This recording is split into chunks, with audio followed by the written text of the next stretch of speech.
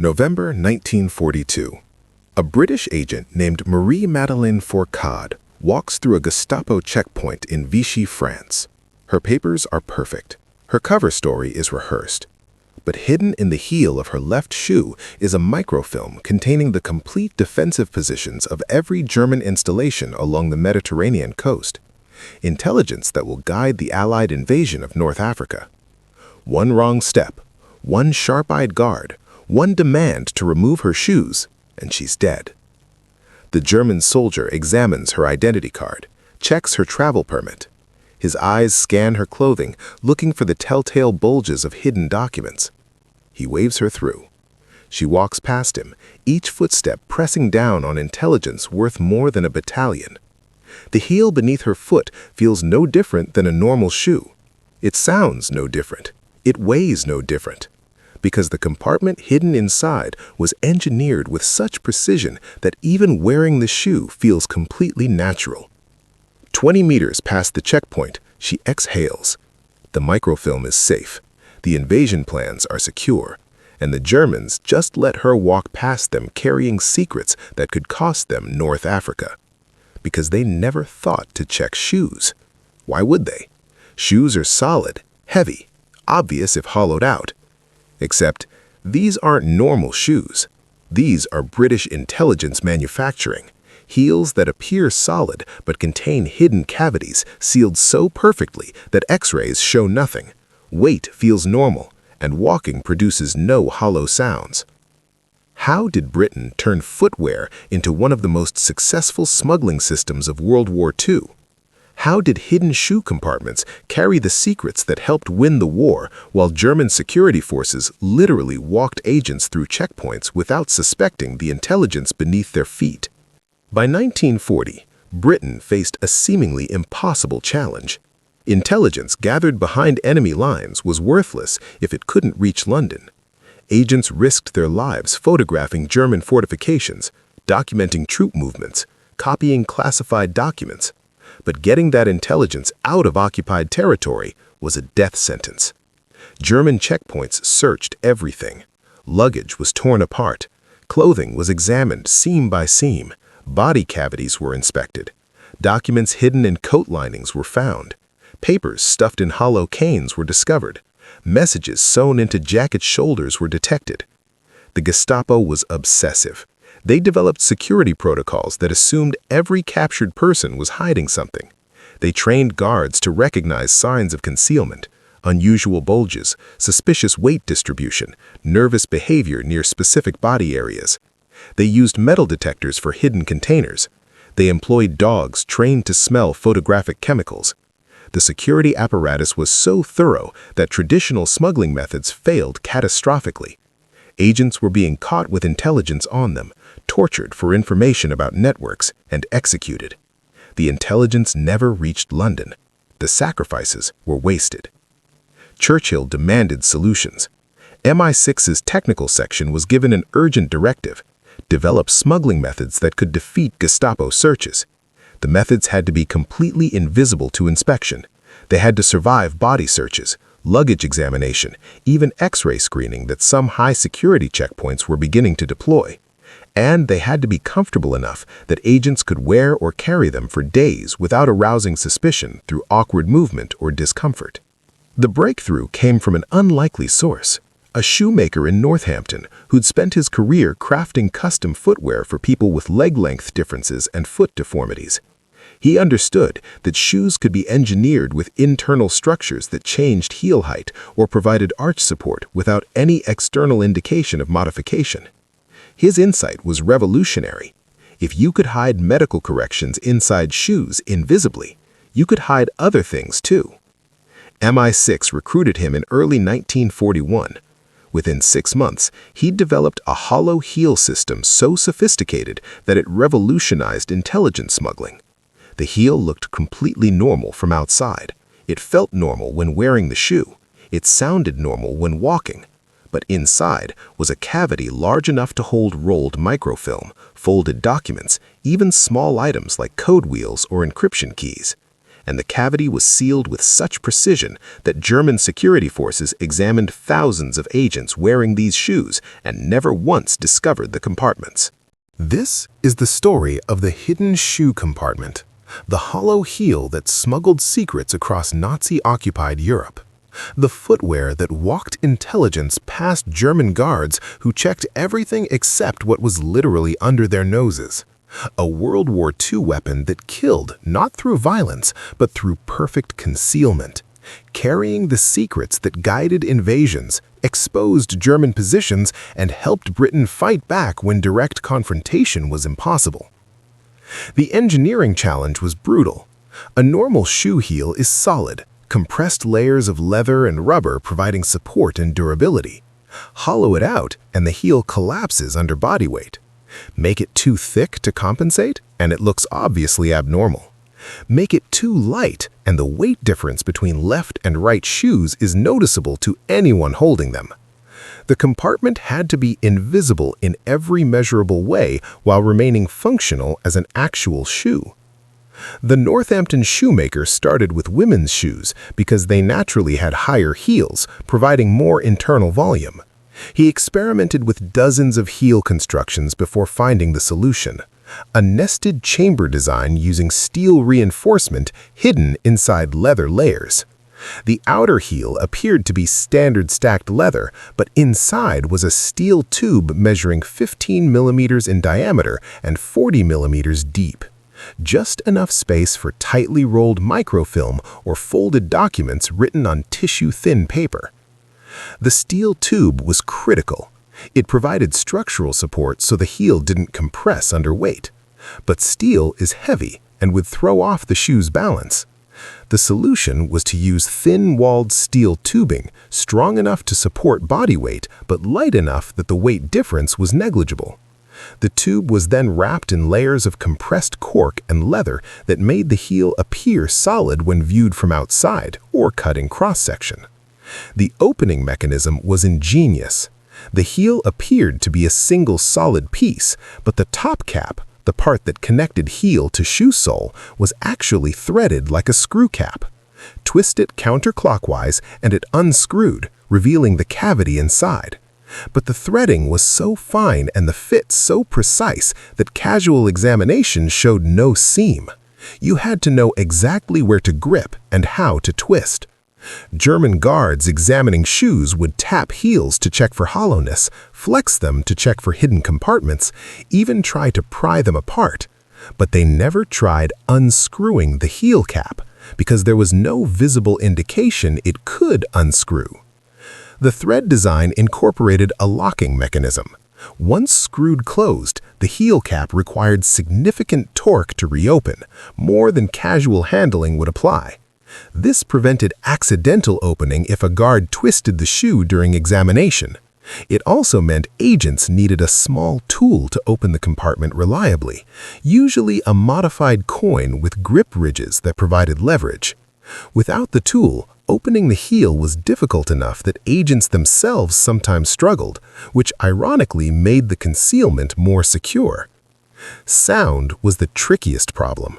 A hollow heel sounds different when walking, produces a subtle resonance that solid heels don't. The cork and leather layers dampened this somewhat, but not perfectly. The final solution was to partially fill the cavity with cotton wadding around the documents. The wadding absorbed sound, cushioned the contents, and added just enough mass that the acoustic properties matched solid heels. Agents walking on wooden floors or stone surfaces produced footstep sounds indistinguishable from normal shoes. Weight distribution was equally critical. A pair of shoes with one heel hollowed would feel unbalanced. The solution was to modify both shoes identically, with one heel containing intelligence and the other containing an equivalent weight of inert material, usually lead shot mixed with rubber cement. This meant both shoes felt identical when carried and produced balanced gait when walking. German guards checking for hidden items often picked up both shoes and hefted them to feel for weight discrepancies. The dual modification defeated this check completely. The visual deception was extraordinary. MI6 manufactured the shoes to look genuinely worn. Scuff marks on heels, creases in leather, soil embedded in sole patterns. New shoes attracted attention at checkpoints because they indicated recent purchase and possible preparation for a mission. Worn shoes were normal, expected, ignored. Some agents received shoes that had been artificially aged for months, walked in by staff, exposed to weather, deliberately damaged and repaired. One pair used by an agent in Belgium showed a cobbler's repair patch on the sole. The compartment was hidden in the heel, but the visible repair suggested these were old shoes the owner couldn't afford to replace. German guards saw poverty, not deception. Manufacturing required precision machining. The steel tubes were made to tolerances of 0.1 millimeters. Any looser and they'd rattle inside the heel, any tighter and they'd be impossible to insert during assembly. The threading on heel caps was cut using jeweler's tools, creating spirals so fine that 5 complete turns were needed to remove the cap. Each pair took 8 hours to manufacture and required 3 different specialists, a machinist for metal components, a shoemaker for leather assembly, and a finishing expert who aged and distressed the final product. By late 1941, MI6 was producing hollow heel shoes at a rate of 50 pairs per month. They were issued to SOE agents, resistance couriers, and intelligence operatives across occupied Europe. The shoes came in various styles: women's dress shoes, men's work boots, even children's shoes for young couriers. Each style had the same hidden engineering, just scaled to different sizes and appearances. But MI6 didn't stop at heels. They developed hollow soles for men's shoes where heel compartments would be too obvious. The sole technique was even more sophisticated, a thin cavity running lengthwise under the arch, accessed by removing the insole and unscrewing a plug hidden under the arch support. This design was harder to manufacture, but provided more storage space. Up to 60 millimeters of rolled documents could fit inside. The walking motion actually helped conceal it because the sole flexed naturally with each step, preventing any rigid feeling that might indicate internal structure. Testing was exhaustive. MI6 subjected prototype shoes to simulated Gestapo searches. Guards trained in German security procedures examined them using every known detection method: visual inspection, weight testing, sound testing by tapping, even cutting into heels to examine internal structure. The shoes passed 94% of examinations. The 6% failures led to design improvements, better sound dampening, more precise weight balancing, more convincing aging techniques. The psychological sophistication was remarkable. MI6 understood that guards looked for nervousness, for hesitation, for any behavioral sign of concealment. So they trained agents to treat the shoes as completely normal. Don't baby them, don't protect them. Kick them off casually, scuff them against walls, treat them like worthless footwear you've worn for months. That casual indifference sold the deception better than any engineering feature. German guards watched for people being protective of specific items. Agents who treated their intelligence-carrying shoes like trash drew no attention. Little did the Germans know, they were watching people walk secrets past checkpoints with every step. The first major success came in August 1941. A French resistance courier named Mathilde Carré crossed from occupied France into Vichy France carrying microfilm of German coastal defenses. She wore hollow heel shoes containing photographs of fortifications along the Atlantic Wall. At the checkpoint, German guards searched her luggage thoroughly, examined her papers, even patted down her clothing. They never checked her shoes. The microfilm reached London 3 weeks later via Spain. The intelligence revealed gaps in German defenses that were later exploited during the Normandy invasion. In Holland, an agent named Christian Lindemans, despite his later controversial role, used hollow heel shoes to smuggle documents detailing German troop concentrations in 1942. He was stopped at 4 checkpoints during a single journey. At one checkpoint, a guard became suspicious and demanded he remove his shoes for inspection. Lindemans complied immediately, even joking about the worn condition of the heels. The guard examined the shoes, tapped the heels, hefted them to check weight, then handed them back.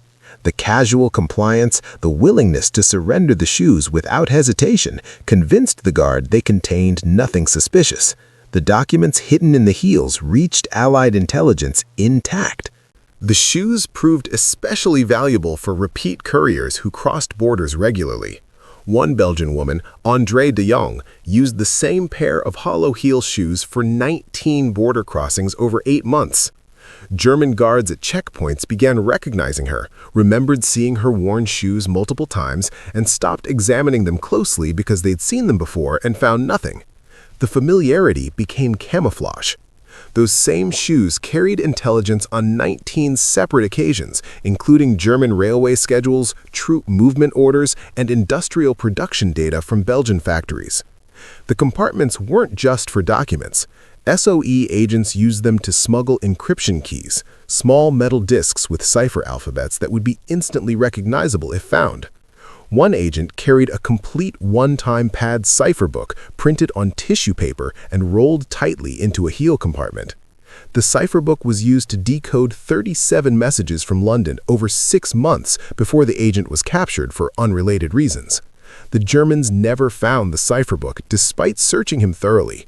They'd checked his shoes by tapping and visual inspection, but never discovered the unscrewing mechanism. Not every smuggling attempt succeeded. In 1943, an agent named Francis Suttle was captured in Paris. During interrogation, the Gestapo removed his shoes and examined them. A particularly thorough interrogator noticed a hairline seam on the heel cap and attempted to pry it open with a knife. When that failed, he tried twisting it, accidentally discovering the unscrewing mechanism. The hidden documents were found. Suttle was executed, and the resistance network he'd built was compromised. MI6 analyzed the failure and determined the seam had become slightly more visible due to heel wear during months of use. They improved the thread sealing to prevent this. Despite occasional failures, the success rate was extraordinary. Of approximately 600 agents who used hollow heel shoes for smuggling between 1941 and 1945, fewer than 20 had their compartments discovered. That's a 97% success rate, extraordinary for any smuggling method against an enemy as thorough as the Gestapo. Most discoveries happened not through German detection, but by betrayal, collaborators who informed on agents and specifically told interrogators to check shoes because they'd seen the agent hiding items there. The psychological impact on the Germans was corrosive. Intelligence kept reaching London from occupied territories, but security forces couldn't figure out the smuggling method. They tightened checkpoint searches, examining coat linings, hollow canes, false bottom suitcases. They found some smuggled materials, but the flow of intelligence never stopped. Reports from German security services show increasing frustration. They knew items were being smuggled past checkpoints, but couldn't identify the method consistently enough to stop it. In one astonishing case, a Gestapo officer in Brussels became obsessed with solving the smuggling mystery. He instituted a policy requiring all people crossing checkpoints to remove their shoes for detailed inspection. For 3 weeks, every traveler was delayed while guards examined footwear. The policy was abandoned after massive civilian complaints and no significant discoveries. The heel compartments were so well concealed that even targeted shoe searches missed them. The officer responsible was reassigned. The policy was never reinstated. That 3-week period was the closest the Germans came to systematically defeating the hollow heel method, and they failed. The shoes smuggled more than just documents. Diamonds used to fund resistance operations were transported in heel compartments, small, high value, impossible to trace. Radio crystals for clandestine transmitters were smuggled the same way. Even suicide pills, cyanide capsules agents could use if facing torture, were carried in shoes rather than hidden in clothing where body searches would find them. The compartments became all-purpose smuggling solutions for anything small and critical.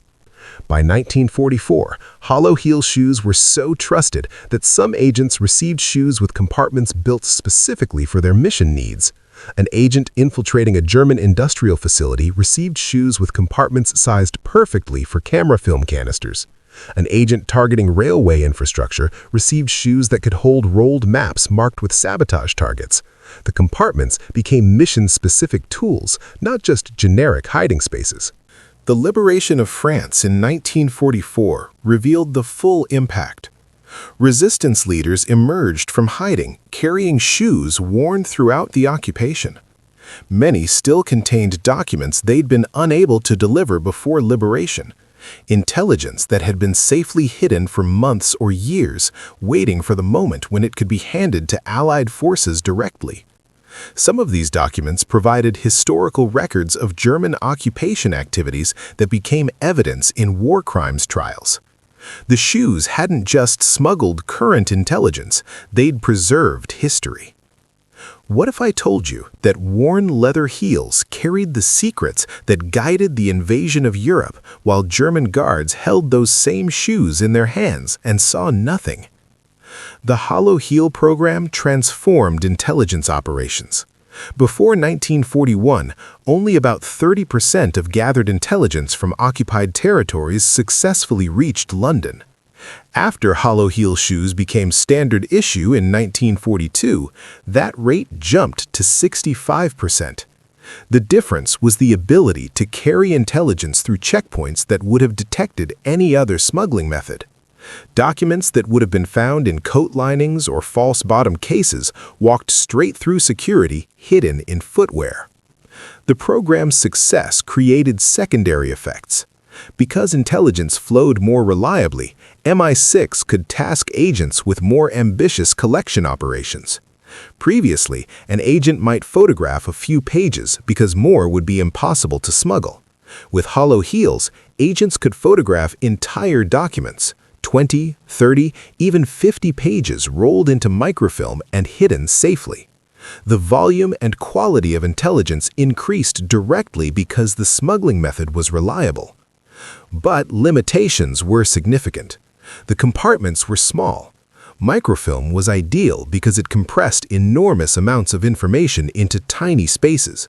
But physical items, maps, actual documents, photographs, had to be small enough to fit into a space measuring roughly 15 millimeters by 40 millimeters. Larger items couldn't be smuggled this way. Some critical intelligence, full-size maps, bulky cipher equipment, required other methods. The shoes also required specific conditions. Hollow heels worked best in shoes with naturally thick heels, women's dress shoes, men's work boots with reinforced heels. But some cover identities required different footwear: laborers who wore thin-soled work shoes, children whose small feet couldn't accommodate the engineering. In these cases, agents had to use alternative smuggling methods or accept the risk of traveling with inappropriate footwear that might raise questions. Durability was another constraint. The hollow heel was structurally sound under normal walking conditions, but extreme stress could damage it. An agent who had to run from pursuers risked cracking the heel. Hard landings from jumps could crush the steel tube. Water infiltration could damage documents inside if the seal wasn't perfect. The shoes were designed for careful use, not combat operations or extreme physical stress. Manufacturing bottlenecks limited availability. Producing 50 pairs per month meant fewer than 600 pairs per year. MI6 had thousands of agents and contacts who could have used them. Priority went to critical missions: agents carrying high-value intelligence, couriers crossing heavily guarded borders, operatives in high-risk areas where discovery meant certain execution. Lower priority agents used more conventional smuggling methods or simply memorized information instead of carrying physical documents. The Germans did eventually develop some awareness. By late 1943, some Gestapo training materials mentioned the possibility of items hidden in shoe heels and recommended checking footwear more carefully. But the recommendation was vague. No specific examination technique was taught. No systematic heel inspection protocol was implemented. Most guards continued tapping heels and visually examining them without discovering the compartments. The German awareness remained theoretical rather than operational. The most dangerous limitation was the single point of failure. If a hollow heel shoe was discovered once at a checkpoint, that checkpoint would begin systematically checking all shoes more thoroughly. A single captured agent whose shoes were compromised could burn the method for entire regions. This actually happened in Lyon in late 1943. A captured agent's heel compartment was discovered, and Lyon checkpoints instituted mandatory shoe removal and detailed heel inspection for 3 months. Intelligence flow through Lyon dropped to near zero during that period. The program only survived because the Germans treated it as a localized phenomenon rather than a widespread method.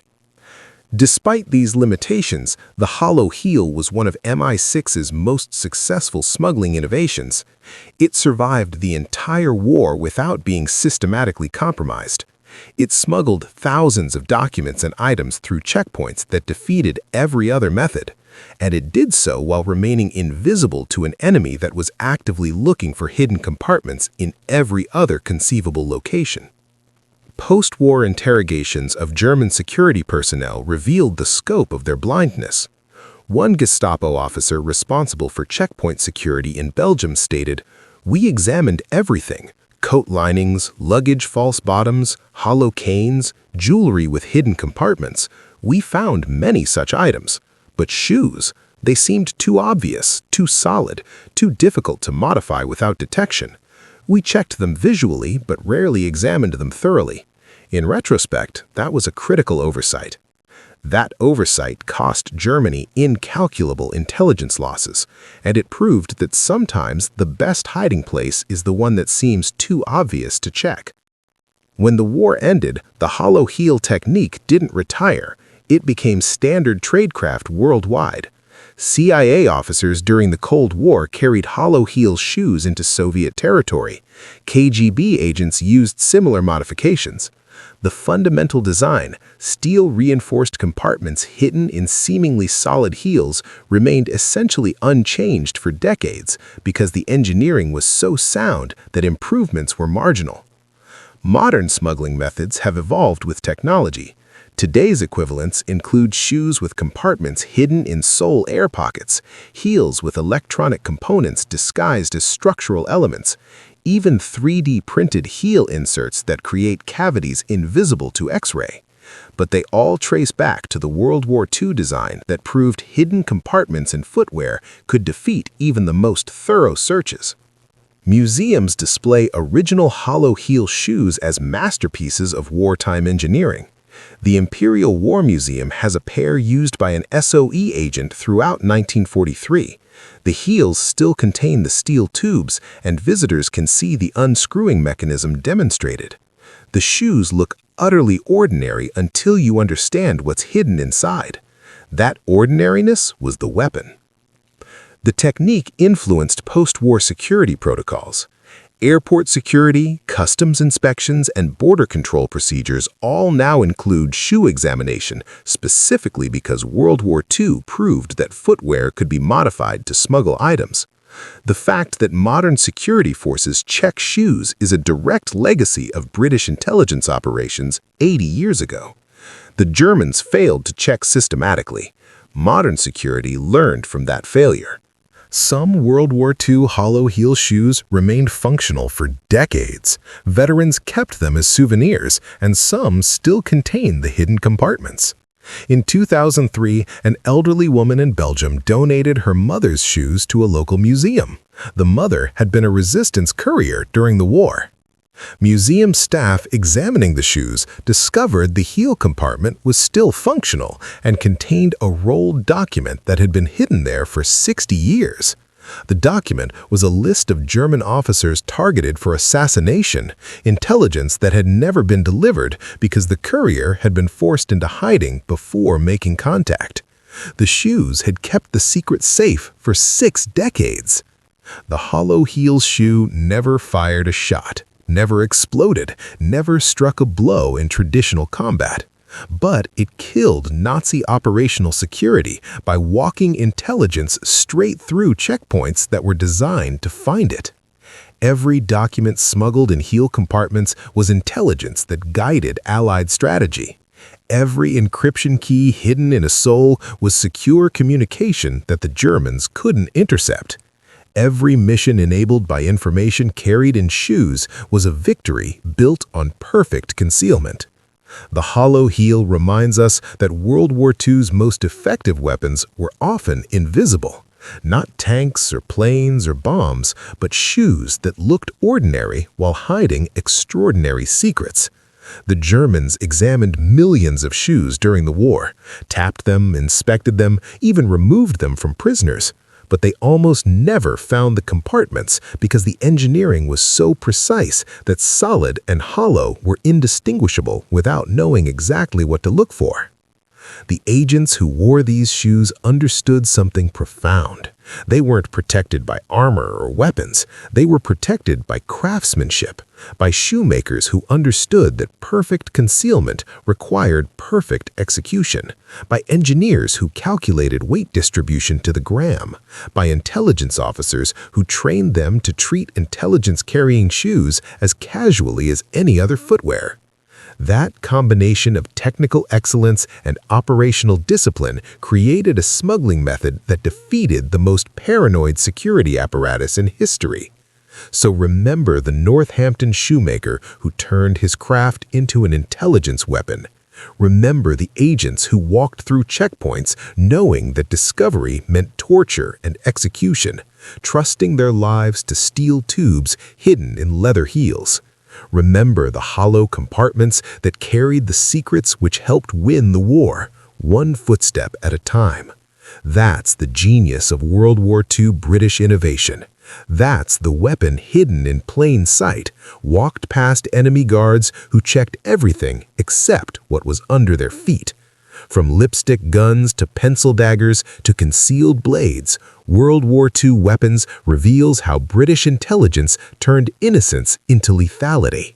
Subscribe now for more incredible stories of weapons that killed through perfect disguise and brilliant deception.